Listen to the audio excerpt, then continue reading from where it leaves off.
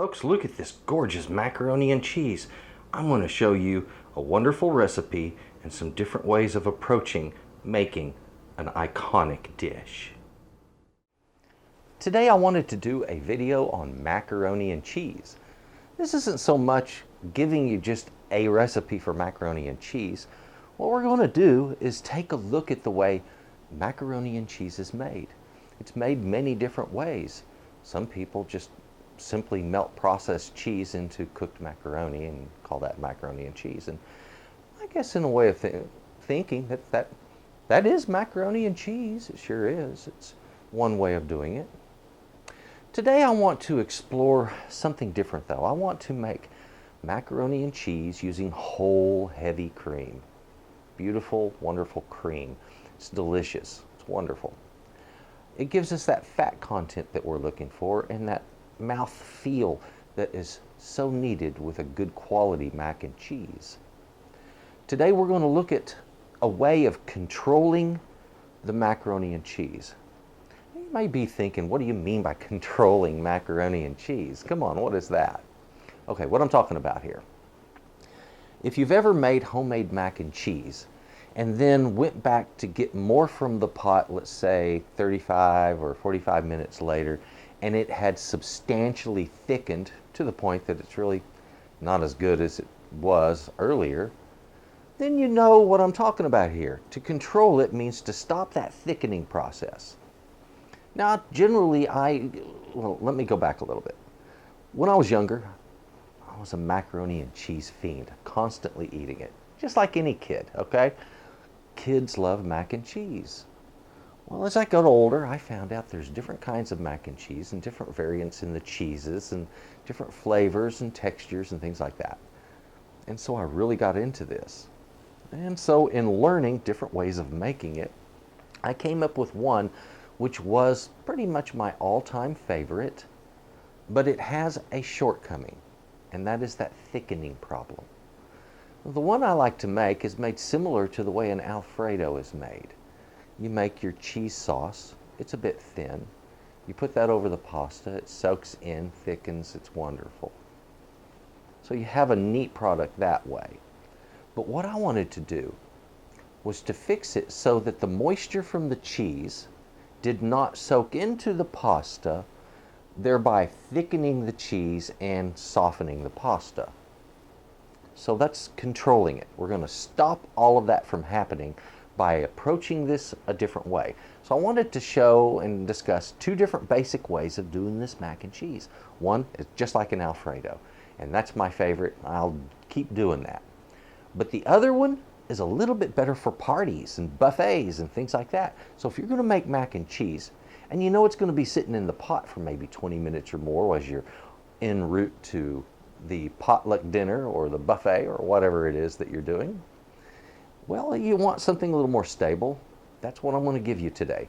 A way of making that mac and cheese stable and special. Delicious way of doing it. So this is me backing up a little bit, going back to a previous recipe, modifying it, and improving it. Folks, today this is macaroni and cheese. It's less about the ingredients and the flavors per se, because that can always be adjusted, and more about the methodology used in producing good quality mac and cheese. Let's get in the kitchen and take a look at this. This is going to be fun. Come on. As you can see here, the ingredients that we have are quite simple. First of all, you have to have a macaroni product. Let's talk about that for a second. Do you want an elbow macaroni? Do you want a spiral pasta? Do you want shell pasta? There's a lot of different options. Now, if you'll notice, what I have here isn't any of those. This is a little different kind. It's called pipe rigotti. And the neat thing about this is it's sort of like a cross between the elbow macaroni and the shell.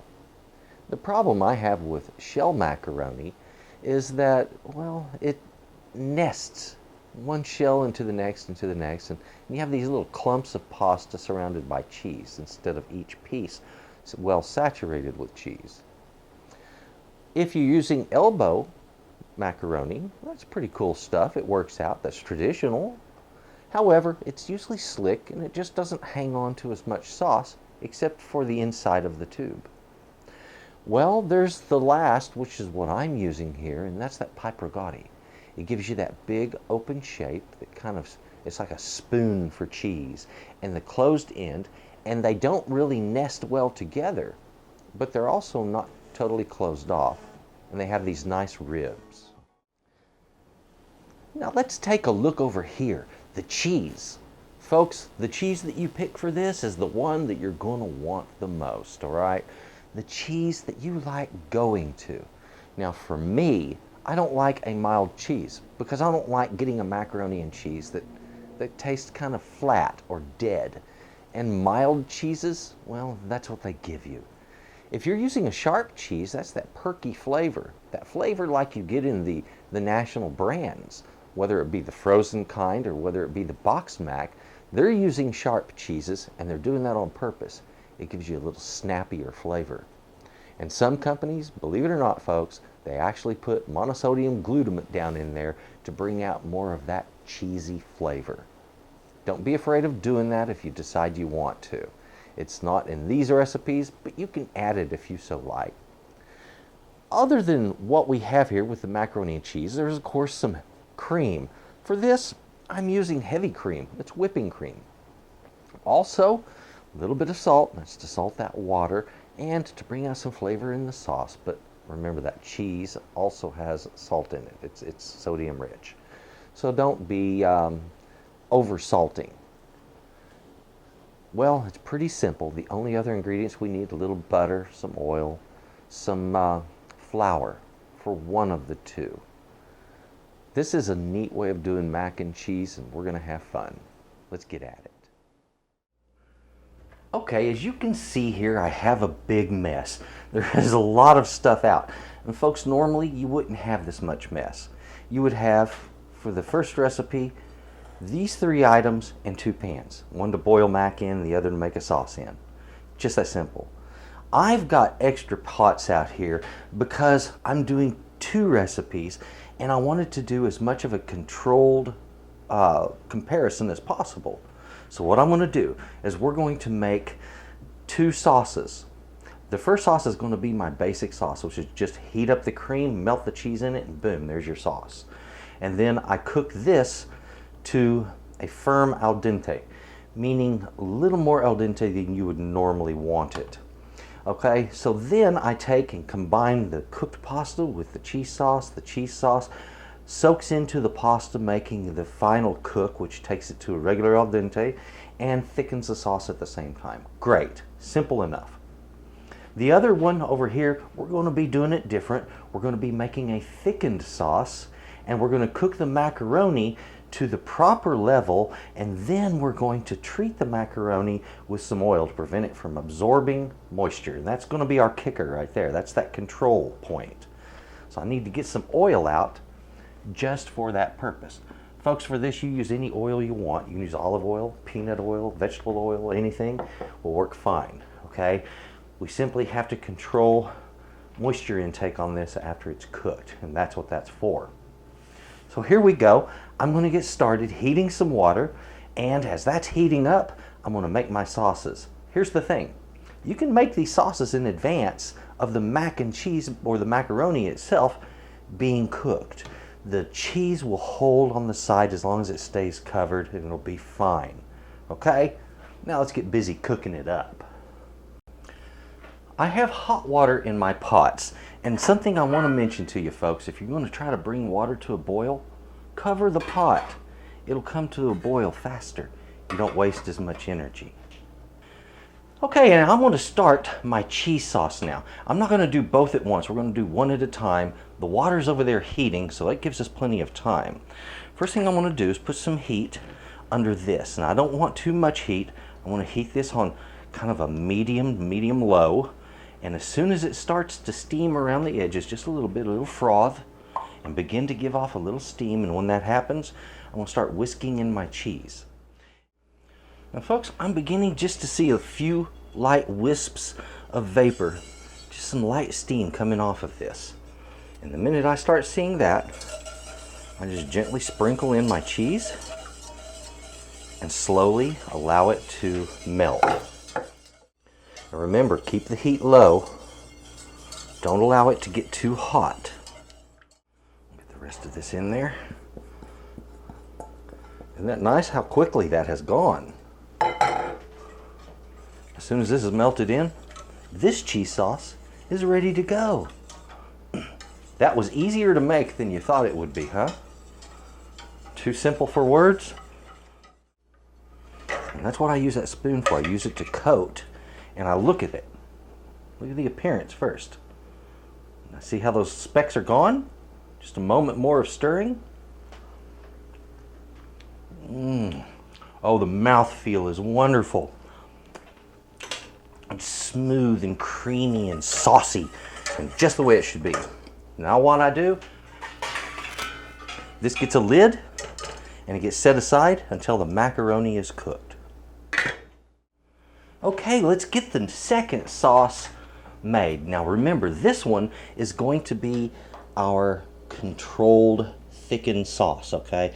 In other words, we want to make the macaroni and cheese to the consistency that we want it and allow it to remain that way for a protracted period of time. Once that butter melts, I'm going to sprinkle in my flour, and we're going to cook the two together, and I'm going to cook them until I get a color similar to that of a peanut. I don't mean the shell of the peanut, I mean the peanut itself. You take the paper off of it, peanut has a light tan color. We're going to cook our roux to about that same color. Now that we're getting busy making the roux for this macaroni and cheese, remember that's a French word, roux. It's a thickener for sauces. It's a base for sauces is all it is. So what we do is we take a fat, whether it's butter or it can be olive oil or any kind of fat, and you cook flour in that fat. That is a roux. Okay, now the idea of cooking the flour is to get rid of some of that raw flour flavor. Once you cook it a little bit, it dissipates that raw flour taste, and it kind of falls off to the background. It isn't noticed quite so much at that point. So important, cook your roux just a little bit. Now you don't have to brown it, just cook it until it turns about the color of a peanut. A light tan color is more than enough. So that's what we're doing here, is going to cook that roux. Now I wanted to talk to you also about the properties of the roux itself. I have had people argue this with me. You didn't make your roux right, they tell me. And they say your roux is supposed to be thick and pasty, and then you can pour something into it and form a sauce. Your roux doesn't have to be thick and pasty. It can be thick and pasty if you want to go with less butter. That's fine, and it's not going to hurt a thing, but it's not necessary. I personally find that making it thick and pasty makes it very hard to start the sauce. In other words, you have to add a little liquid and work that in, add a little more and work that in, add a little more and work that in. However, if you make your roux soupy, in other words, more fat than flour so that it has a more of a liquid state to it, then you don't have to go through that add a little baloney. You simply pour in your cream, whisk the two together, and bring it up in temperature. And bam, you have your thickened product. That is a great way of doing a roux, and it's a lot faster. I've done this both ways. I've experimented with it a lot, and I can say one isn't going to thicken the sauce any better than the other. All right, so do yourself a favor. Fix your roux so it's not so hard and thick and pasty. Loosen up a little with this, okay? Let it kind of get foamy in the pot and let it cook into the right color. And when you hit the right color, we'll pour the cream in and make that sauce. Well, it looks like that butter has just now finished melting. Perfect. I'm ready to get my flour in there. Just kind of sprinkle a little in, get it stirred.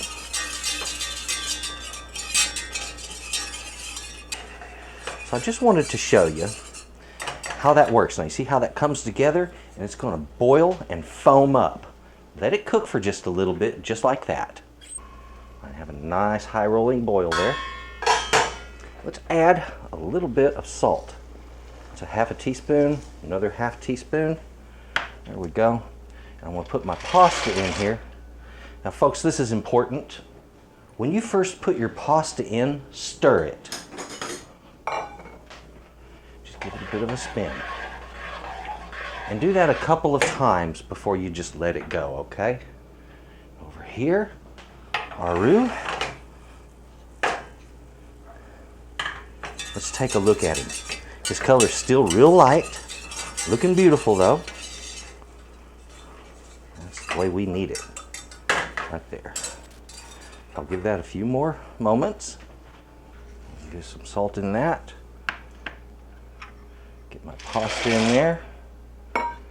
Give it a bit of a stir. Like I said, do that a couple of times, and this simply stops it from sticking together. You do it about twice and it'll be all right, because when it comes back to a boil, it's going to kick it all loose. And let's take a look at our roux again. I bet the color is getting close. Oh, it sure is. It's coming along really nice. See the change there? It's a little more of a tan color. A moment more and that's going to be ready. All right, and there's our color. That's the color I'm looking for. Exactly dead on. Now here's the advantage of using a roux that is set up soft like this. In other words, real liquidy.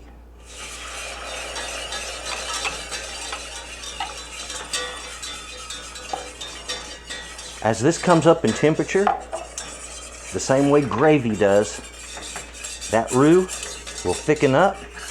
See there? There it goes. Thickening right up on me. Isn't that beautiful? Now what I want to do is add in my cheese.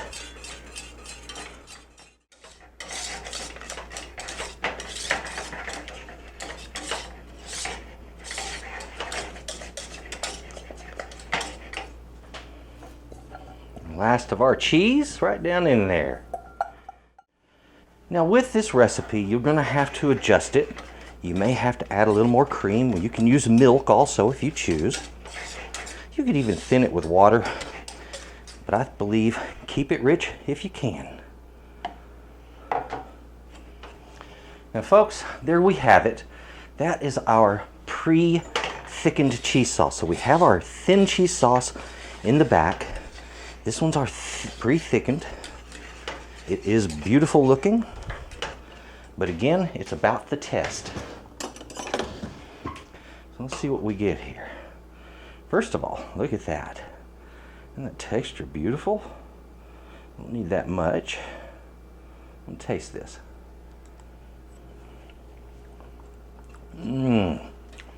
This light, fluffy, wonderful texture. The flavor's a little different because you know you have the butter in there and the flour. That's going to change it a bit, but it doesn't make it bad. Folks, this is a good one. I've turned my heat off. All I have to do now is just put a lid on this, and we're waiting on the macaroni. Let's take and turn our attention over here to the pasta. I want to check and see it's done this. There's only one way to know, folks. You have to pull one out, cool them off a little bit, and just bite down on it, chew it, and find out what the texture is so you get it right. That's good. Very nice. The texture on this one is almost ready. This one is a little firmer. So what I'll do on these is I'm going to drain them off here in just a moment. One is going to be cooked a little firmer than the other. The one that's cooked firmer, which is this one right here, it was the last one I did, that goes with the cheese sauce that was not thickened. The one back here that's cooked the right way, that's cooked all the way, that one goes with the thickened cheese sauce. Only after we treat it though. Okay, that is finished. Now this is the batch that gets the thickened, okay?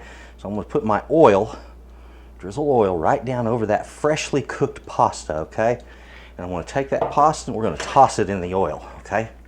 Just like this. All right. I'll give that just a moment to rest. Won't hurt it. I'll turn my attention right over here. This is the sauce that was just 3 ingredients. Let's get it right down in here. Now, a slight skin formed on top, but nothing that's going to change anything. See how thin that is? And as I mentioned before, of the 2 recipes, this one right here, this one is my favorite. All right, really is. The ingredients are simple. It's fast and easy to make, and provided I don't have to keep it standing more than 25 or 30 minutes, it'll be fine. In fact, that's where it gets perfect. Okay, so right now this is soupy. Let's take a look down in it. You see that soupy quality to it? That's going to change. All right, I want as much of that mac down below the surface as possible. Cover it back up, give it time. Okay, now let's go ahead and get this one done. So I have my mac right here that's been treated with the oil. We're going to take the thickened sauce, drop it right down in there. All right. Now folks, what we're going to do here is, this is our control test. We're about to give both of these recipes a chance to just stand around, okay? I'm not going to eat, I'm not going to enjoy yet. That'll come later when I taste it and feel the texture and describe what it's like. There we go. Isn't that beautiful? The texture is absolutely delightful. Now, does this look like there's more cheese? Well, yeah, there is, because, you know, if you remember, we had to add a little extra cream to finish thinning it out to the right consistency. And then this is what we got. Isn't that gorgeous? Does that look like what you should get on a buffet someplace? I think it does. Yeah. Okay, guys, I have our pot set up. We have our controlled test ready. So what we're going to do is we're going to take a look at our macaronis and cheeses, plural. We're going to look at our macaroni and cheese about every 15 minutes. And we're going to do this for a 1-hour test. So it's going to be, what we're looking for is consistency, the flavor, how the 2 look, how the 2 have mouthfeel. At the end, what we're looking for are 1 macaroni and cheese, the one that was made with a thin sauce. I expect it to actually be a little thicker than the one that I had a controlled thickened sauce on. And then on the controlled thickened sauce, I'm anticipating it's not going to change a lot. It's going to keep that quality that it had, that velvety, fluffy quality that it had, and also the macaroni isn't going to get too soft, where the macaroni on the other one will continue softening over time. So that's what we're looking at. Here I go. I want to set this for 1 hour and give it a start. We'll check it in 15 minutes. The quantities of what we used today, whether you go with this recipe that is the controlled version or this one, which is the basic version, it's pretty much the same recipe, folks, where we're using 1 cup of heavy cream in each one. That's a half a pound or 8 ounces of pipe rigotti shell pasta, okay? Or shells or macaroni, whichever you choose, just 8 ounces of pasta. And then a beautiful cheese. I'm using an extra sharp cheddar cheese, and it works great on this recipe. I do recommend it. So that is right there, 8 ounces of your cheddar cheese. So see the similarities there, easy to remember. 8 ounces, 1 cup. And that's the same on both. This one is different because it has 3 tablespoons of butter and 1/4 cup of flour to form a roux before making the sauce. And that's the big difference there. We're using that, and then we're treating that macaroni in a special way so that it doesn't keep absorbing moisture. Now, that was that. Let's take a look at these gorgeous dishes and see how they fare over a period of time.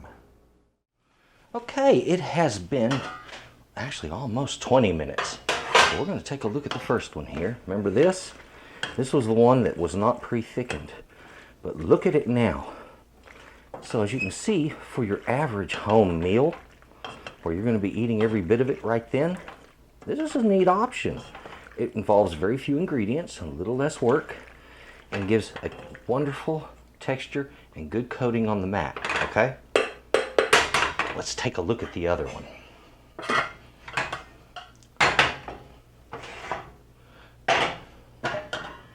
Okay.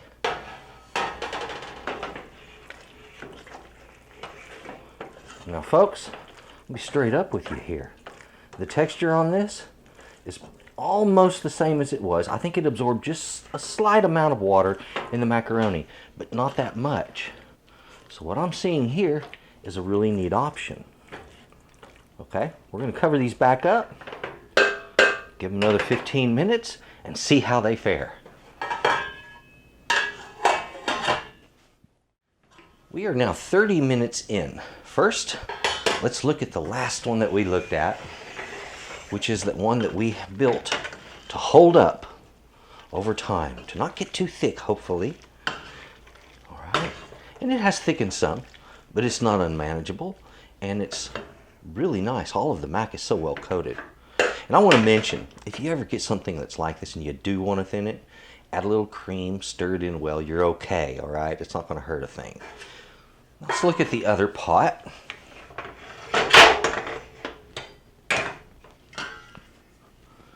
Now look at the difference in appearance. Let me stir it. Okay. So again, we have a beautiful mac and cheese here. It seems to have a nice consistency, and this is after 30 minutes. So at 30 minutes, they're looking not totally dissimilar from one another. This one's a little thicker, but it started thicker. It should be. This one used the macaroni to thicken it. We're just giving it some more time, another 15 minutes. I was just looking at my timer. We're at 15 minutes now, and that means we've got 45 minutes down on both of these. And remember, haven't changed them, touched them, or moved them except for what you've seen. We've stirred them once every 15 minutes. Now look, this one's getting a little firmer now. It's still creamy and smooth. The cheese is standing up nice. It's still very pleasant. All right, let's take a look.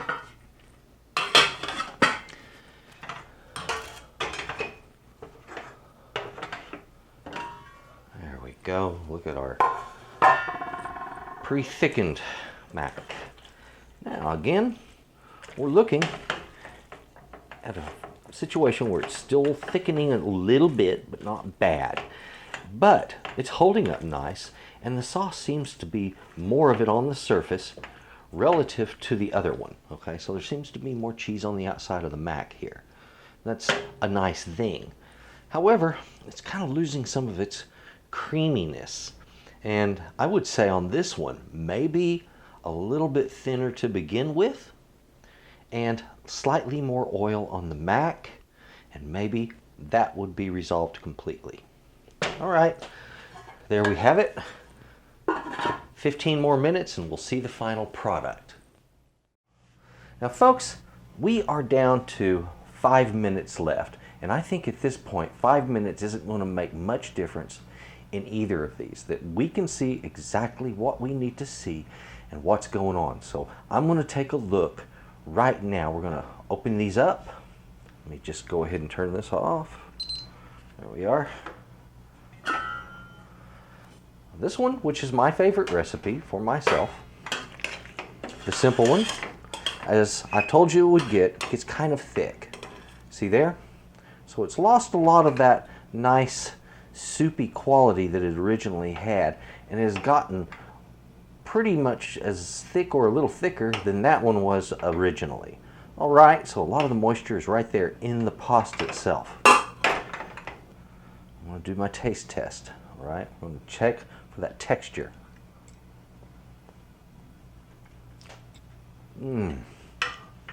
Soft, very lightly al dente, just perfect. It's not mushy at all. It's very nice, even after an hour. The next one, this is the one that we've developed to hold itself up and stand up better and have more cheese on the outside. But the cheese seems to clump a little more in this design with the using the white sauce to start with. So let's find out. texture.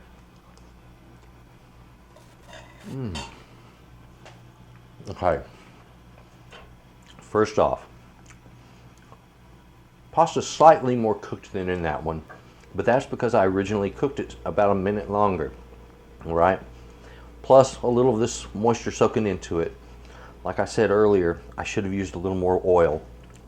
However, the mac, or the sauce, it has that fluffy quality to it, that light, gentle texture that's really wonderful.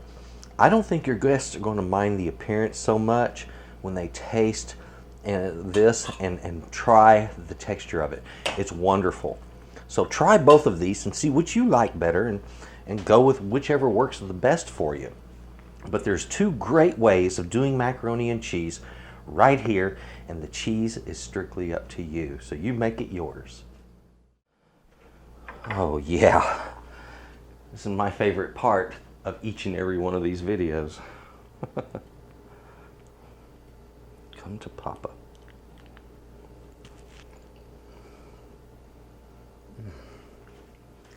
Smooth, creamy quality. I'm going to still pick my favorite. I like the simpler recipe. I like the overall results. And I've had my friends rave about how good it is this way. Give it a shot. Folks, thank you so much. Man, that's good. Thank you for watching. If you would, take a look at the channel. There's a lot of stuff there, a lot of different recipes, all kinds of good things. Once you find out how I do my videos and how often I'll do 2 videos for every recipe, then sometimes there's a lot of difference between those two. One's a tutorial, one's just a recipe, but they're all great videos and worth your time. Thank you for showing up here and watching this one, and if you would, please click the subscribe and the like and all that stuff. You know the good stuff to do. I do appreciate you watching. There's some other things. If you would take a look down in my description box, there's some links there, and I do appreciate you looking around at what I produce. Folks, you have a good day and enjoy that mac and cheese. That's some good stuff.